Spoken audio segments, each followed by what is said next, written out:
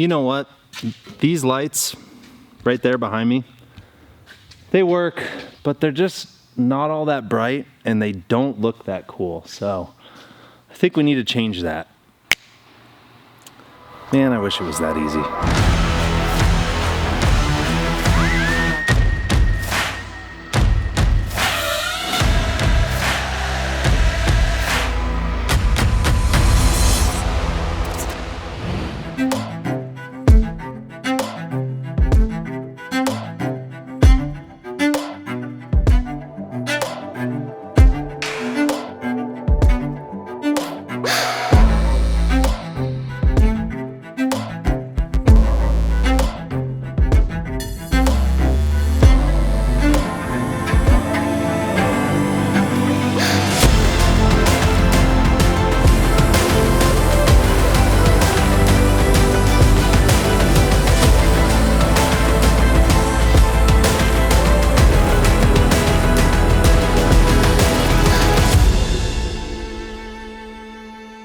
All right, guys, these lights were the thorn in my side for weeks. I actually originally planned on doing these and not doing any high bays. Man, I've got my work cut out for me. But after looking at what was involved in installing these, I decided I should just do some high bays as kind of like my backup light system.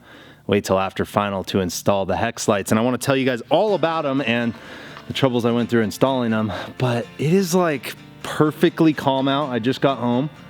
And it's about to be sunset and zero wind. I just feel like we need to jump in the air, and I will tell you guys all about the lights from the air because I now have the ability to do that.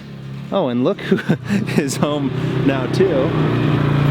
Hey, babe. Just did a wine delivery to Jerry. You wanna go fly? Yeah. All right, let's do it. To any of my other pilot friends whose wives don't love flying as much as they do, you know if your wife says yes to flying, you're like, jackpot. So I'm gonna get everything loaded in the plane and I'll go up there and let's tell you guys about these lights that I think took a pretty much regular looking steel building and made it kind of like a little bit more like the Batcave. Thanks for coming flying with me. I know. Oh yeah, no, you're welcome. No, this is my first time flying from the house for real. I still get those effing butterflies, man. Like, it's just, I thought I'd be over it by now. I don't think I've been in this bad boy in a while. I mowed the runway, you saw that? It looks so good. Borrowed the neighbor's brush hog. I'm gonna find my way.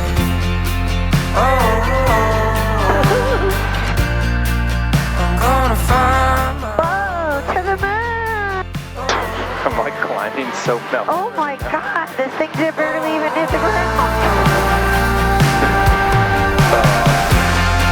And if the sky should fall at the very end. I held off until after final inspection to tackle that project. I figured it would be like a multi-man project that was going to take a while, but I ended up tackling it pretty much all by myself. You did incredible. I had Jackson there for a couple hours helping me build the cables, but overall, the entire hex grid has 630 individual LEDs. There's 250 cables holding it up. I don't even know how many connectors. It puts out a lot of light too. I think because there's so many lights, it's like 560,000 lumens. So at full brightness, it's too bright. It was quite an ordeal to install, and it's one of those things, if I hadn't already paid for the lights and like had them sitting there, I probably would have bailed on it just because of that, but I think it looks pretty cool. I agree, 100%. You know, we chose to do the black liner for the insulation system on the roof, and I think that part looks really cool because it helps the lights stand out from, I agree. Yeah, from the roof, which is really rad.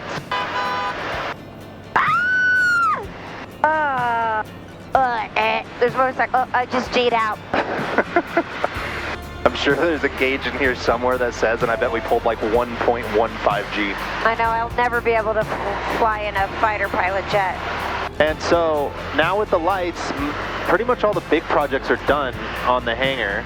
The only two things that I have left before I can just like leave it alone for a while is we're gonna finish the floors. We're gonna polish the concrete floors. Right.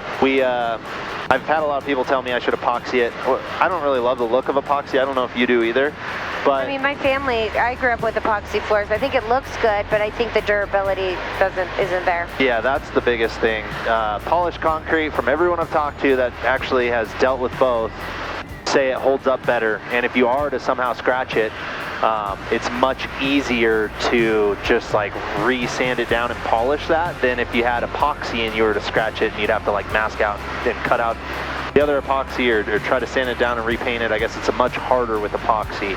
And I kind of think that the polished look is incredible, but it's hard to achieve. I mean, it's a lot of man hours. It's really expensive because of the hard work. So the fact that, oh my gosh, it's so beautiful out right now. Wow. Yeah. The fact that you're doing it. I mean, you're doing it yourself with a friend that's helping out, which is incredible. But it's not. I feel like epoxy is more achievable for.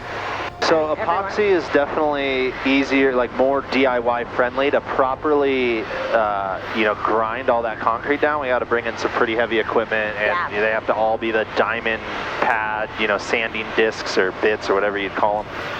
And so there's a lot more to it, but again, I like the look of polished concrete more. My other friends, Patey's all polished their concrete, DJ did his floors. I just think it looks awesome, holds up better. I know people are going to say it's going to be slippery. From what I heard, it's not, and there is something to be said about all the big box floors are going to polished concrete, right? That's like all the Costco's. Well, and concrete's slippery, Yeah, I mean, anything smooth and shiny will be slippery, but again, it's the price we pay to not have a porous surface that's going to absorb anything you spill on it. So we are just shy of 8,000 feet. This is the Peterson mountain range. It is literally, I think, on the border, like the border of California is less than a mile to our west.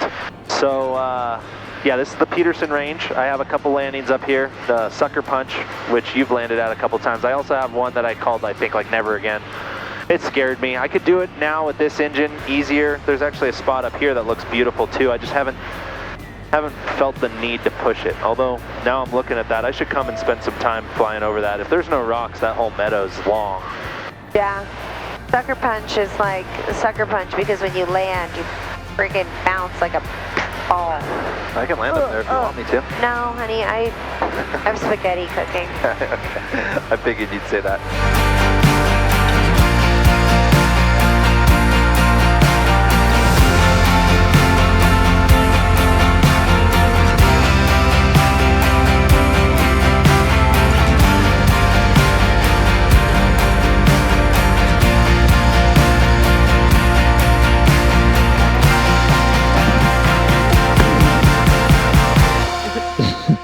What'd you think? It was incredible.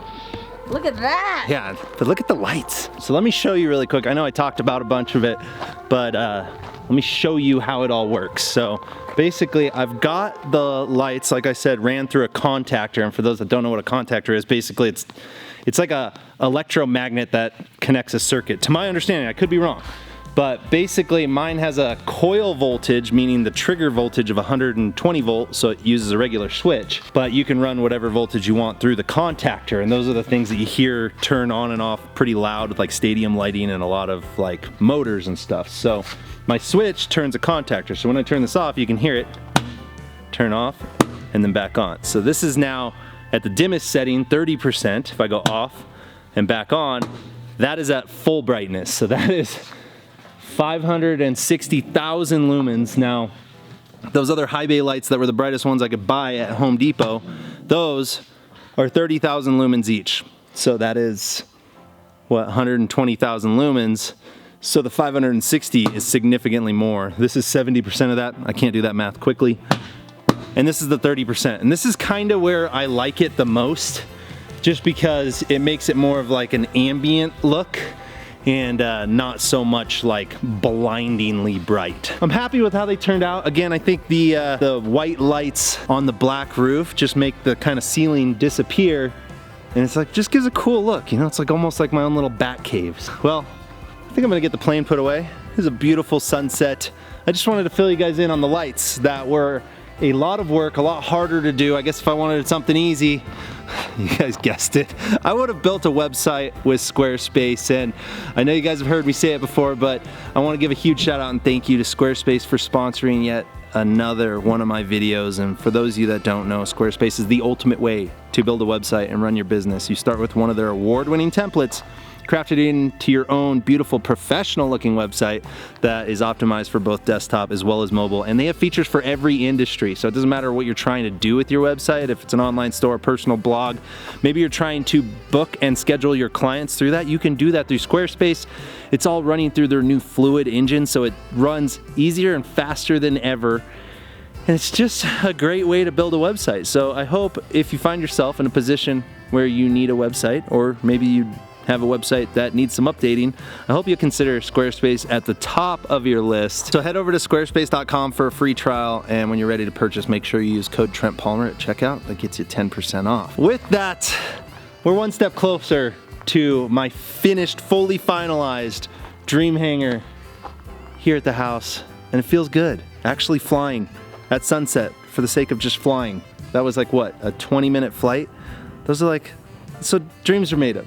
So anyway, guys, thanks for tuning in and sticking around. I appreciate you guys, and you guys know the drill. Like this video if you do, subscribe if you haven't, come be my wingman. See you on the next one. Peace.